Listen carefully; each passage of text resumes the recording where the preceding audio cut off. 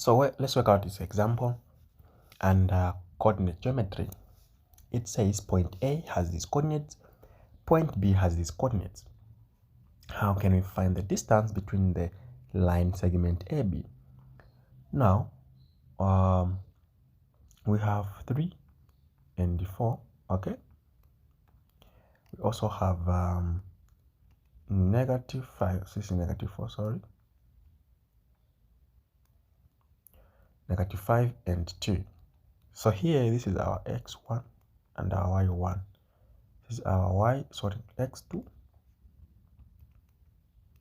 and y2. So we're finding the distance. And distance given by x2 minus x1 squared, right, plus y2 minus y1 squared, then everything is square root inside the square root.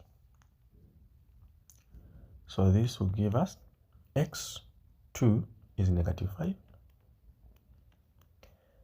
minus 3 square plus y2 is 2 minus -4 as y1.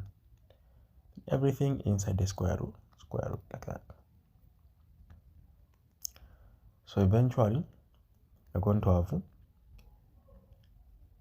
-8 squared plus 6 or square there, like that,